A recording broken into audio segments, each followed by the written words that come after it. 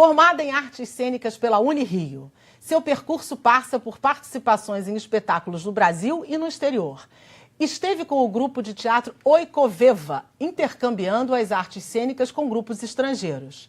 Integrou a companhia Teatro do Pequeno Gesto. É professora de teatro para jovens e adultos. Indicações de prêmio fazem parte da sua história. É uma atriz de fôlego como poucas. É vencedora do Prêmio Shell desse ano como melhor atriz por seu trabalho espetacular em Chica da Silva. Ela é a competente e talentosa atriz Vilma Mello, minha convidada no perfil de hoje. Vilma, que bom que você está aqui. Ah, muito obrigada. Eu que tenho um prazer enorme. E a gente estava tentando há algum tempo e não conseguia, conseguimos hoje. Graças a Deus. Tá vendo só?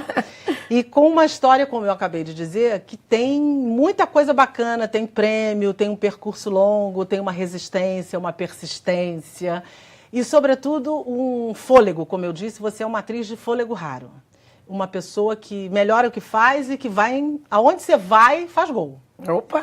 Não é? Isso é um negócio legal, porque a gente geralmente vê o gol quando o cara é o atacante do negócio. A gente consegue ver o gol mesmo quando você não está atacando.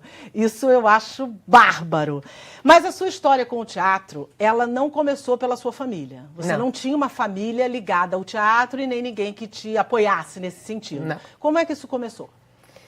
Eu tinha 17 anos e eu estava na beira do vestibular. E aí uma amiga falou para mim, a gente já tinha se inscrito no vestibular, que na época era vestibular unificado da Sesgran Rio. E eu fui resolver alguma coisa em Botafogo com uma amiga, eu não lembro mais o que era. E aí nós passamos pela antiga reitoria da Unirio, estava aberto o vestibular para artes cênicas. E como segunda opção, biblioteconomia, museologia. E aí tinha isso, né? Primeira opção, segunda opção. Ela falou, vamos fazer artes cênicas, vamos fazer como hobby. Eu falei, o que é artes cênicas? Eu não sabia nem o que era. Aí ela falou, artes cênicas, eu acho que é teatro. Eu falei, vamos escrever. A gente estava com dinheiro na época, estava com dinheirinho que a mãe tinha dado, né? Não era uma coisa absurda na época, o vestibular. E a gente foi lá e fez a inscrição. É claro que ela não foi fazer, né? É óbvio, hoje em dia ela é jornalista. E eu fui fazer o vestibular da Unirio. Eu nunca tinha ido ao teatro, sequer. E a única coisa que eu tinha feito era na escola e na igreja, aquelas coisas que a gente faz quando é criança ainda. E aí eu fui fazer o vestibular na Unirio, eu lembro que bateu, as duas fases bateram, né? Duas fases, tanto do Sesgran Rio quanto da Unirio, unificado e a Unirio, que a Unirio era separada. E era a segunda fase, já eu tinha passado muito bem na primeira fase, aí eu tinha passado no teste de habilidade específica, que pra mim foi um medo eu chegar lá na Unirio, aquela gente toda que se conhecia, que era todo mundo da mesma praia, o pessoal da Zona Sul, eu era da Zona Oeste, do subúrbio do Rio de Janeiro, e aquela gente toda da Zona Sul que fazia curso com fulana de tal, fazia o tablado, fazia não sei o quê, a recém-formada Casa das Artes Laranjeiras, era... E eu assim, meu Deus! Era uma tribo. Era uma tribo, eu completamente fora daquele... E a única negra também, vale ressaltar isso, né? Então era um bichinho do mato ali na Urca. E aí fiz a prova, tinha passado muito bem, fiquei na dúvida. Aí perguntei pra minha mãe, falei, mãe, o que eu faço? Aí minha mãe virou e falou, faz o que o seu coração mandar.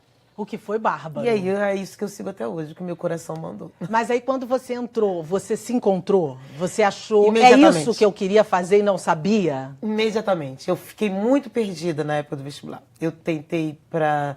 No segundo ano eu tentei para serviço social, psicologia, poderia também fazer direito, enfim, aqueles testes que a gente fazia de... Teste de habilidade, né? Teste vocacional. E, além dos testes, eu me inscrevia para um monte de vestibular, porque a minha escola era uma escola preparatória para vestibular. Então, você tinha que escrever para um monte de vestibular. No terceiro ano, não tinha prova na escola para passar de ano. Eram simulados. E se você fosse aprovado no vestibular, você passava. Se você não fosse aprovado, você não passava. E não adiantava passar para uma particular. Você tinha que ser aprovado para aquela X lá que eles falavam. Então, eu me inscrevi para um monte de coisa, assim. Mas você tensionava o quê? Assim? Você imaginava que tensionava seria nada. alguma... Nada? Uma coisa que eu sabia que eu ia ser era professora. Isso eu sempre soube. Era desde pequena. Eu tinha, assim, aquela fantasia das meninas. O que você vai ser? Vai ser professora. Eu tinha isso. Sempre tive. Agora, professora de quê? Eu sabia que não ia ser primeira, quarta. Também eu sabia que não seria isso. Seria uma especialização. Mas eu ainda não sabia o que era. Cheguei a pensar, sim, em direito e serviço social. Foram duas coisas que me chamaram bastante atenção. Cheguei a fazer um curso rápido, assim, de direito, daqueles, assim, degrau cultural, que eu não sei nem se existe ainda, né? Cheguei a fazer um ano e me apaixonei pela coisa. Mas eu estava mordida já pelo bicho do teatro. E você fez um comentário. Você não ia ao teatro, não frequentava teatro. imagino... Nem existia. Onde eu morava nem existia. Você morava onde? Eu morava em Realengo. E sua mãe provavelmente não era uma frequentadora de teatro, pelo que você está falando. E aí você decide fazer teatro e ela te apoia. Porque você tem uma história que ela foi chamada na escola e ela foi lá e te apoiou e teve uma história maravilhosa. Conta aí essa história. A minha mãe não era frequentadora de teatro, mas na época... Quando ela era mocinha, tinha o tal do Vesperal das Moças, né? E ela ia no Carlos Gomes, não sei o que era uma novelinha praticamente. Cada dia era um pedaço da peça, né? Então cada dia era um folhetim. Não existia televisão, então era o que eles assistiam. Então ela tinha essa cultura, se ela queria ser cantora, mas minha avó dizia, imagina, cantora é mulher da vida, você não vai ser cantora. Então minha mãe foi para um outro lugar. Atriz, né? Também? Minha mãe foi ser funcionária pública, burocrata e por aí foi. Quando eu decidi fazer esse vestibular, e eu estudava numa escola muito rígida a respeito desse estudo formal, e minha mãe trabalhava em 2 empregos, meus pais eram separados numa época que ninguém se separava, meus pais eram desquitados, não existia, mas era muito difícil ser divorciado, né? Meus pais eram desquitados, e minha mãe assumia tudo. E naquela época a pensão era uma coisa amorosa, não era rápido, né? Então minha mãe trabalhava em 2 empregos para me manter naquela escola. Eu fazia curso disso, curso daquilo outro. E aí o diretor da escola achou um desperdício, o coordenador achou um desperdício.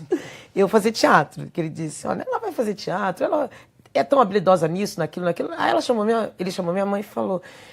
Olha, eu quero falar a realidade para a senhora. Ele só não falou assim, porque ela é negra e ela tem possibilidade de fazer outras coisas, né? Porque ela tem uma inteligência e habilidades em outras áreas, ela tem possibilidade de fazer outras coisas. Como é que ela vai sobreviver fazendo teatro? Como negra, ela não vai. Imagina, a gente nunca vai ver essa menina em lugar nenhum. Não usou essa palavra, mas falou exatamente isso. Minha mãe ficou parada, eu lembro até hoje, olhando para ele. Quando ele terminou de falar, ela falou, o senhor terminou? Aí ele falou, terminei. Ela nunca tinha sido chamada na escola. Ele falou, porque essa escola é muito cara. Eu trabalho muito para pagar essa escola. O senhor não tem noção, eu trabalho dobrado, eu trabalho em 2 empregos. Então o senhor está me ocupando o meu tempo, que eu podia estar trabalhando para pagar o senhor, e minha filha está perdendo aula. Então, Vilma, vai para a sala de aula que você está perdendo aula. E o senhor, eu pago essa escola para minha filha ser feliz, eu não pago essa escola para ela ser rica. Com licença que eu tenho que trabalhar. E saiu. E eu nunca esqueci disso. E a minha maior incentivadora. Isso é simplesmente fantástico. A sua mãe merece o Oscar, porque isso é raro. Você não encontra, raro, né? Eu sou né? professora e eu não vejo essa atitude nos pais dos meus alunos. E principalmente numa situação dessa escolha que você fez, que é um universo que não te pertencia naquele momento, era um universo difícil para você entrar, com tudo que você acabou de comentar quando chegou até lá. E a gente falando da década de 80, isso. né? No meados da década de 80. Se a gente fala isso há 30 anos atrás, a gente não tinha... A gente tinha, assim, referências negras. Pouquíssimas. Mas, isso que eu ia falar agora, mas muito poucas.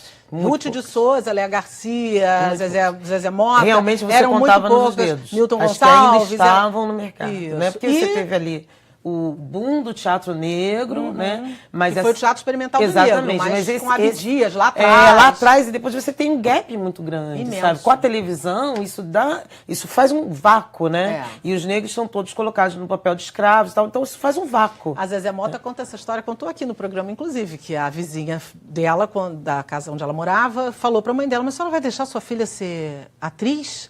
Ela disse, vou. Ela quer. Ela falou, mas para quê? Para fazer papel de empregada? Ela só vai fazer papel de empregada? A senhora já imaginou isso? Essa era a concepção. Né? Era uma coisa completamente deslocada, vamos dizer assim. E essas pessoas estavam abrindo espaço para vocês que estavam chegando, né? Como dizer, desbravaram mesmo, né? Pertence.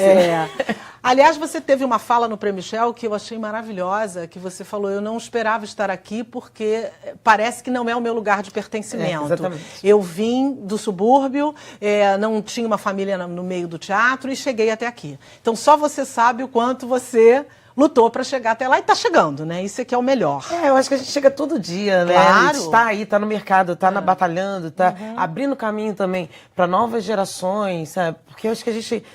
É isso que você falou da Zezé. Quando a gente faz um trabalho, o trabalho não é só nosso, né? Ele é muito maior se ele sai do âmbito individual e ele passa para o coletivo. Se você se mantém no mercado, se você continua fazendo... Não importa se daqui a, sei lá, 5 anos, 6 anos eu não estiver mais no mercado, mas pelo menos durante 30 anos eu consegui, né, me manter, desde a faculdade até agora, eu consegui de alguma forma me manter no mercado. E isso é uma possibilidade de dizer para aquela garota ou para aquele garoto que está lá no subúrbio ou até na Zona Sul, é possível. É o fato de dizer para ele que é possível. E eu me mantenho disso. Então, é possível. Isso, é trabalhar. Isso, na verdade, dignifica a sua profissão para você, como atriz, e dá um significado à coisa, né? Ela passa a significar, porque é quando você vai para o coletivo, como você está falando. Mas antes da gente falar um pouco dessa questão do racismo, que até hoje impera, infelizmente, você é professora e é professora de jovens e adultos na área do teatro. Como é que você está vendo essa moçada que está chegando para o teatro agora? Eu dou aula num centro de arte, Carlos Gulbenkian, que é um centro da Prefeitura do Rio de Janeiro. Eu sou professora do município do Rio de Janeiro.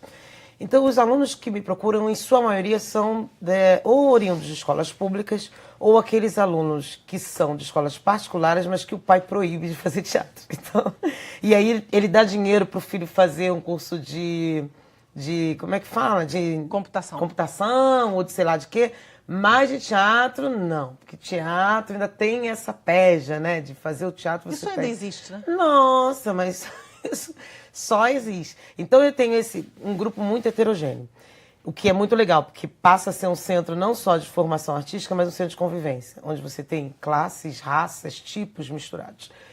Esse aluno, normalmente, que vem oriundo do subúrbio, ou mesmo da Zona Sul, mas vem de zonas carentes, esse aluno, uma porcentagem procura, sim, esse glamour. Mas por ser um centro, como eu disse, um centro de convivência, logo no início, assim, na primeira semana, ele entende que aquele ali não é o lugar dele, é aquilo que ele quer. E aí, na primeira semana, tem uma debandada, assim. São poucas vagas. O curso tem 15 vagas só por turma. E, às vezes, eu começo com 30 vagas. Às vezes, você chega no final com 20, mas, em geral, eu começo com 30 para chegar com 15. Porque, da forma que a gente direciona, eu não trabalho sozinha, tem um outro assistente que trabalha comigo, que é o Rafael, Bruno Rafael. A gente direciona de uma forma que, assim, o teatro, primeiro, é trabalho de formiga. É você acordar cedo, não pode faltar, você tem que estar lá, você tem que ajudar, tem que limpar assim o chão, tem que limpar a sua mesa. Não importa se tem alguém para limpar, mas se está suja, custa você limpar, pega um papelzinho e limpa, não vai custar, não vai cair sua mão. Então, porque o trabalho de teatro é um trabalho artesanal. Então, não é porque aquilo ali está sujo que eu tenho que esperar a camareira para ir lá na minha bancada para arrumar. Não, se eu sei arrumar, não vai cair minha mão. E é até legal que eu saiba todas as etapas, né? Então, lá na aula que eu dou, a gente acaba sabendo todas as etapas. Desde a área da interpretação, a gente passa por uma área teórica muito forte, inclusive eu convido outros profissionais da área também. Aí vem uma área técnica também de iluminação, eles acabam fazendo um curso paralelo, que eu levo pessoas lá, inclusive meu marido que é iluminador. A gente migra também para a UERJ, que a gente acaba fazendo uma parceria com a UERJ, que mostra os teatros e o funcionamento do teatro, como é o funcionamento dos teatros, a maquinaria, como é que funciona. A gente bota um pouco para pegar no pesado. Então, quando essa galera percebe que tem que pegar no pesado, eles percebem que aquele não é o lugar dele. Mas isso eu vou te dizer que assim, é 10%. Não é... Em geral, os jovens de hoje, ao contrário, eu acho que ele está vindo mais preparado. Mais consciente, mais pelo menos. Mais consciente do que é o fazer teatral. Hoje em dia, você já tem tanto curso de televisão e cinema, né, que ele já sabe para onde ele quer, qual o caminho. Quando ele escolhe fazer teatro, ele já sabe que naquele lugar ele vai encontrar uma coisa mais artesanal e braçal. E quando ele escolhe fazer cinema ou televisão, é uma arte diferente. Não é melhor, não é pior, é uma arte diferente daquela, que é um curso que a gente não oferece lá. Então, lá a gente tem essa peneira natural, né? Para você como professora, o ponto de partida para o seu ofício é o teatro? Mas eu quero que você respondesse no próximo bloco, para você ter tempo para falar, porque esse já terminou. A gente volta já já com mais Vilma Mello para você aqui no Perfil. Não sai daí não, que é rapidinho.